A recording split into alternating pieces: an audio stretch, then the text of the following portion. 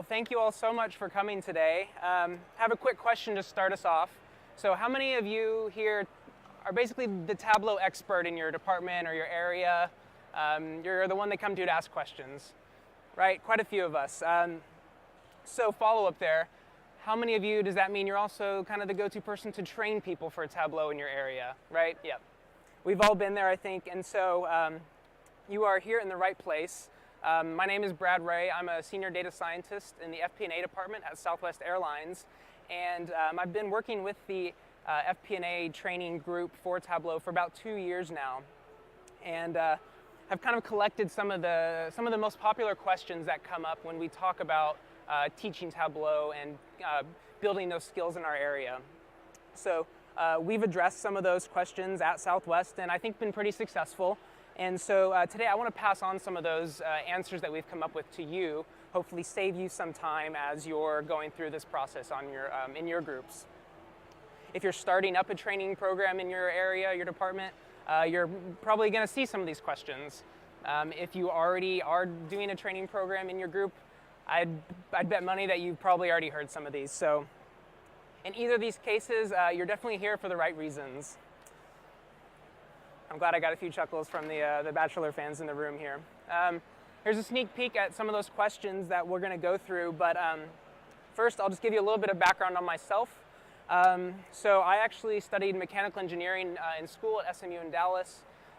Spent a little bit of time in manufacturing and quality control, decided that wasn't really my scene, and so did my master's in ops research. But most importantly, I took care of SMU's mascot, which means tailgate with him, run him across the field at touchdowns. And if there are any SMU fans in the audience, you'll know that was a really easy job because SMU doesn't really score many touchdowns. So had a lot of fun and didn't really have to do much work there. I've been at Southwest for about 5 years now. I started off in network analytics and then came over to the FP&A department. Spent about 2 years doing profitability modeling. And then this January, we started up a formal data science team. Most importantly, I'm probably the only person who's flown between Dallas and MCI 43 times.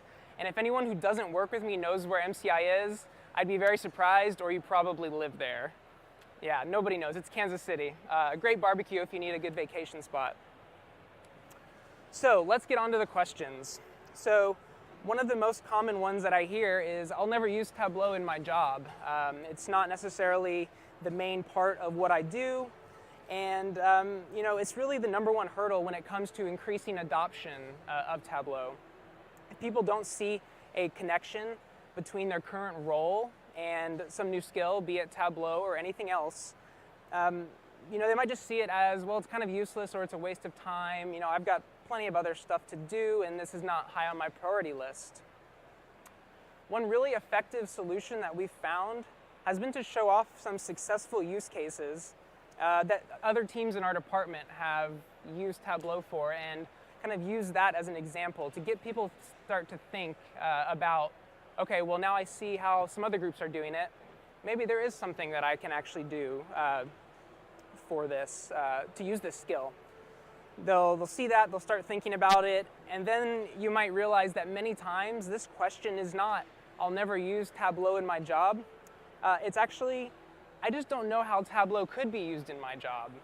I'm just not familiar with the tool, and so, you know, maybe there is something there. So a great example of this is actually from the FP&A cargo team. And I don't know if we have any of them here, but we know they're at the conference somewhere, so they'll have to keep me honest here. But basically, they had this giant process where they had to update a bunch of Excel files, create some visualizations, update an email, send out an email to a DG. I'm sure none of you ever have to do that, so this probably doesn't apply to anybody, of course.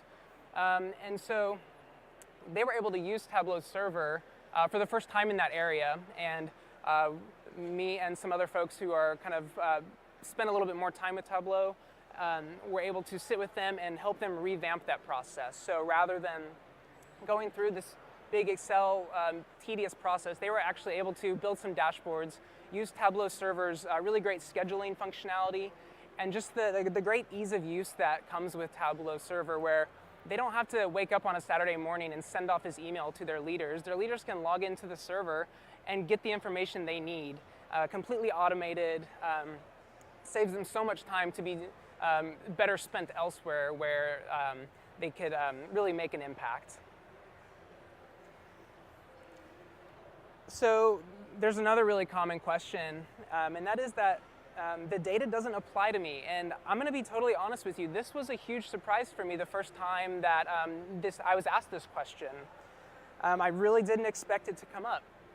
I guess just based on my past work experience, kind of the areas that I had worked in and the jobs that I had done, as well as just kind of making the assumption that, hey, it's just, just data that we're using to give an example for. It doesn't really matter. And so, I didn't really think about it until in one of the classes, someone raised their hand, stopped me halfway through and said, Brad, I don't understand what this data is. I don't work with flight operational data. And so they were having a difficult time kind of translating, getting over that hurdle of both understanding this data that I just took for granted because I worked with it every day for the past 3 or 4 years. And it wasn't familiar to them in the same way it was to me. And so I realized something else from that. But in addition to just kind of taking that for granted, I also realized that I wasn't, since I was so familiar with that data, I kind of just made assumptions about that analytical process. So if we were doing things about how often are flights on time, well, I'm just going to naturally assume that the number of people on that flight, what we call load factor, is going to play into it, because if you have more people getting on and off, that's more bags, that's more people to load, and you have a greater chance of delaying that flight. And so I just made that assumption. But somebody who works in a different area, such as finance, may not have that same background to make that assumption. And so by doing this, I was really making a big error there, because I wasn't teaching that analytical process, because I already was familiar with it, so I was skipping over it. This was a big problem because when you're teaching Tableau, it's not just about the tool, right? It's about the process that you go through, all the way from what data do I need, where do I get it, how do I look at it, how do I analyze it, and then how do I turn that into something useful for my department or my job. And so I was really selling them short on that. So we came up with a pretty fun solution, I think, here, and that is that we use data sets that were completely outside of our realm of expertise or knowledge. So we use things like Tour de France stage result data. How did the bike racers finish each day of that race? We used what were the most popular baby names throughout the 20th century, and how did those trends change? And so by looking at these different data sets, we were able to really focus on the process and using the tool by kind of getting rid of those assumptions that people would make about familiar data. And so one of the most popular that we did, obviously where the name of this talk comes from, is everybody's favorite TV show in the history of the world, The Bachelor. So I'm going to try to flip over to this. Let's hope it works, but perfect. So this was a quick dashboard, and obviously it's not going to be the viz of the day anytime soon, but it was a great training tool because this was data that was completely outside of the airline industry, right? So for those of you who are not familiar with the Bachelor Fantasy League, it's basically like fantasy football, except of scoring points for touchdowns and field goals. You score points for telling the bachelor you're falling in love with them, or saying someone's not there for the right reasons, all these kind of reality TV show cliches. It's important to note that in our league, we do play with the score modifier, where you get double points for any scoring activity that happens on a helicopter or in a hot tub. So that's a hotly contested scoring technique, and we definitely approve of it. Second important thing to note, so we have somebody who is kind of a whole nother level of competition or competitive in the Bachelor Fantasy League, and he wanted me to make sure to point out that he actually won this year. So Steven, if you are out there, I gave you some props there. And so this was obviously just something kind of for fun, and it helped kind of break down that barrier of not being familiar with it, or just kind of the same old data that you're used to seeing everywhere. So this is something I really encourage. I think we had a great success using it. Obviously, not everyone is a big fan of The Bachelor. I've actually never seen an episode, which is why I am way down at the bottom of the list there, third from the bottom. So obviously, using Tableau did not help me out in this forecasting effort, but it's a great way to kind of break people out of that, out of the mold that they're used to for their day job. Let's see if I can switch back, perfect. All right, so the third question, we are doing good on time, awesome. So the third question is, how will using Tableau help me? And this is a little similar to our first question, but the solution that we took was pretty different than the first question. Here we really focused on that last word there. How is it gonna help me personally, right? So obviously, a lot of us know that you can use Tableau to streamline processes, speed up analysis, but that's all kind of vague, kind of high level. And so we really needed to focus on the actual people and how would it help them? How is it going to help their job? And get them excited about how they could use Tableau to streamline their job, streamline their processes, simplify those things. There's nothing wrong with that. That's people naturally, that's what they're concerned with. And so that's just how it works. And so we wanted to make sure to address that. Working at an airline means that we get some pretty fun perks. We get to travel standby whenever the planes aren't full, which is basically Tuesday mornings at this point. But a lot of people really enjoy that perk. And before I show the example here, I'd like to clarify. I want to call myself frugal, not cheap. Because even when you are traveling standby, there's a lot of other costs. You got to buy hotels, you got to buy food, and so that can add up. So people, a solution to that is people like to go just for the day. They fly out in the morning, fly back at night, and they just have a good time wherever they are and come back without having to have all those extra costs. And so something that would kind of be fun to use in their personal lives on the weekend could also be used as a great training tool, because we were able to build this dashboard together, and it was something that was both useful as a training tool and also for fun. And so whenever you can kind of combine those two, people are much more quick to buy in, right, and more excited about it. And so pretty sure my boss is in the audience somewhere, so this totally has business value. I promise you, just take my word for it.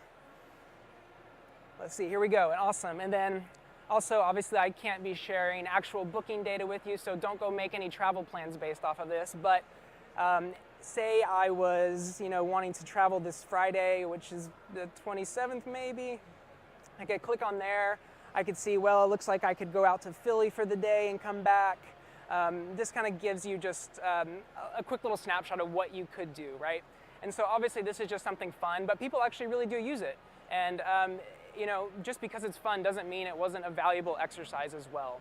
So this, really helped build a lot of different skills. You got to work with connecting to a database, which is something we don't necessarily do super often, especially if you're more of a beginner using Tableau. You might just be using Excel sheets or CSV files. So this is something new and different to practice. We obviously built the dashboard here. You've got filters, parameters, calculated fields. You have that nice little great circle, not actual flight path, but flight path rather than straight lines. So you worked with more complex pathing. So there's a lot of stuff going on here that really helped build those skills, even though it's just kind of something fun, right? So anytime you can combine those, it's a great thing. And people still use this to this day. One of my coworkers who sits across from my desk comes over and goes, oh, where should I go this weekend? Can we pull up that standby travel tool? And we're like, yeah, absolutely. So definitely something fun there.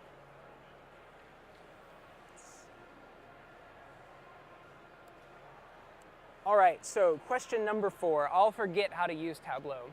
I don't want to spend all this time going to classes and practicing and then not use it for a month, right? For somebody not in a technical or analytical role, they really might only, maybe they pull it up once a month and run some reports, or they do their quarterly earnings, reporting or something like that. And so, that's a long time between uses, and it's pretty easy to forget, right? So how do you keep those skills fresh, right? It's just a fact of life that if you don't purposefully practice something, you're going to forget it over time. And so, we really struggled with that question of how can we help people keep those skills fresh? So in FP&A, we resolved this by sending out periodic challenges. So we would set up basically, sometimes there was a data set that we provided. We would send that out, say, here's some questions. I forgot to, there we go. That'll make a little more sense. So send out some questions about that data set that we would kind of help guide people through a dashboard creation and basically see what people could do. We even got leaders to kind of help incentivize that further by providing prizes for people who, either came up with the best solution or the best insight or something like that, or just made the coolest dashboard. So it's all about encouraging those skills by helping people, basically providing them the resources to do so, right? You kind of always hear, whether it be in programming or other technical skills, oh, just go find some data and find some questions that are interesting to you. But that can be kind of intimidating for people, right? Especially if you're new to something and you're not used to it.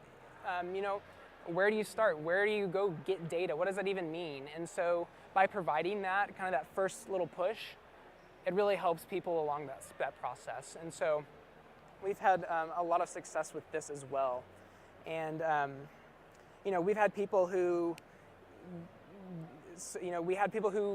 never really did it outside of that once a month type of reporting, and we're starting to kind of forget. So once we sent out that first challenge, he was actually, he was really excited to use it and work through that challenge, and came over to my desk and was asking me questions about it and working through that creation process of translating that data set into actionable insights by creating this dashboard that we kind of we didn't build the dashboard for them, obviously. We just kind of pointed them in the right direction. And so he was able to really refresh those skills and keep them sharp. And now, he became one of the biggest Tableau users on his team, overhauling a lot of, again, Excel sheets and those kind of more tedious charting exercises, putting those all into dashboards in Tableau, often on server, and really just made that a much more smooth process for them.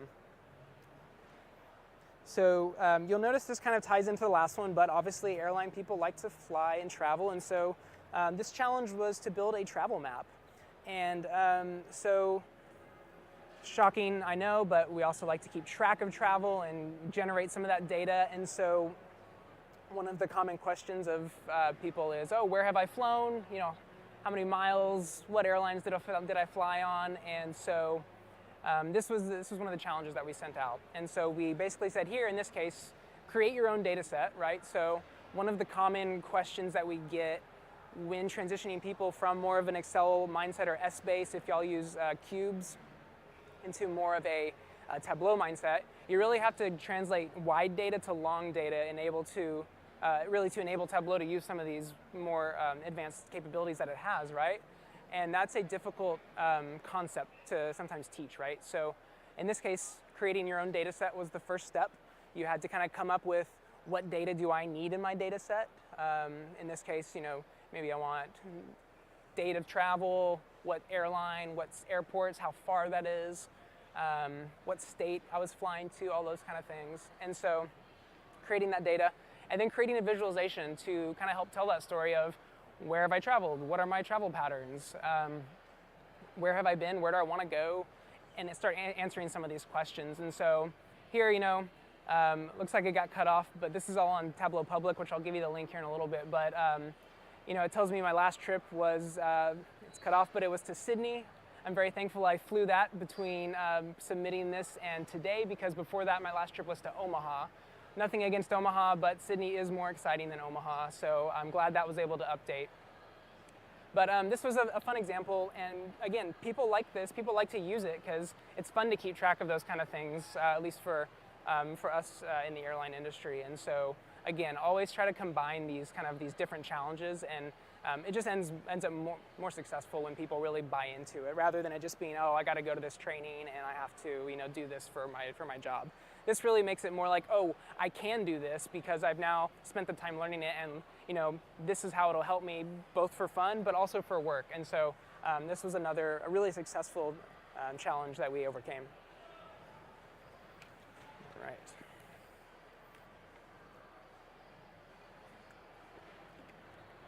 So we have one more question here, and oops. Sorry about that. All right, so the last question that we're going to go over today is, I don't have time to take a class.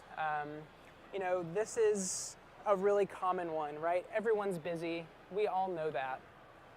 It's really difficult to find a significant chunk of time, say an hour on everyone's calendars, that works for everyone.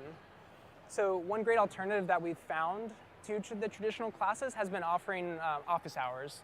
So if you think back to college, your professor probably put somewhere on the syllabus, oh, I'll be in my office from 2 to 3 on Thursdays. You probably never went, but it was there for you, and it was an option that if you wanted to learn more, you could take advantage of. This has a couple benefits that really helped out our training program. One, a traditional class can be really intimidating for people, right? There's a big room of people that you may or may not know that well. You might feel a little vulnerable because you've never used this tool before, and so you don't want maybe your coworkers to say, oh man, they don't know what they're doing.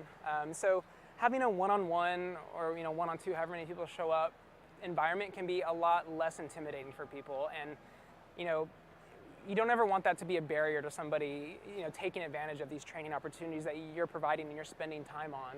And so we found that to be really successful. Basically how office hours work for us is I set aside an hour on my calendar, have a conference room booked, and send that appointment out to the department, and it's basically just kind of come and go. So you can come in, ask a question, maybe you need somebody to help troubleshoot your dashboard, or you're having difficulty connecting to some of our server resources, and you might not want to ask that in a full class setting, right? So you can just come and work one-on-one with us, and we'll help you figure out your problems. You might have questions. Maybe you did go to one of our regular lunch and learn type classes, but you need some clarification on something, or can you go over that one more time? And this is a great opportunity for that as well. I'll let you in on a little secret, since we have several people here who said they're kind of the de facto trainers for their department. It also helps protect your time as well, because if you are the de facto trainer, you're going to get a lot of emails, a lot of people asking for help. And don't get me wrong, I love helping people with this and with anything. That's one of the reasons that I spend a lot of time and effort training people with Tableau, because I do enjoy it. But I do have a day job, and unfortunately, training Tableau is not in that job description. It'd be cool if it was, but it's not. And so it's really just something I do because I enjoy it, which I'm sure many of you kind of find yourselves in that similar position. And so by doing something like office hours, it really helps protect your time as well, because you have a dedicated hour where this is what I'm going to be working on. I'll be here. If someone comes and needs help, then great. I'll help them. If not, I can keep on working on whatever it is I'm working on. And it's been really successful for us as well. Obviously, I think there's a ton of different options out there. This is just one that worked really well for us. But I would just really encourage you to kind of think beyond the first thing you think about when training is oh, let's do a lunch and learn, or we'll set aside a block of time and walk through some training material. But there's a lot of difficulties with that. Obviously, the scheduling, like we talked about, everyone's a different level. So how do you know? Do I need to teach how to open Tableau, how to connect to data, or do I need to teach advanced pathing like we looked at earlier, or database connectors, things like that?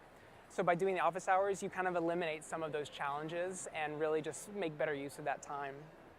Again, not saying this is the be-all, end-all solution, or any of these are the be-all, end-all solutions. This is really just what worked well for us.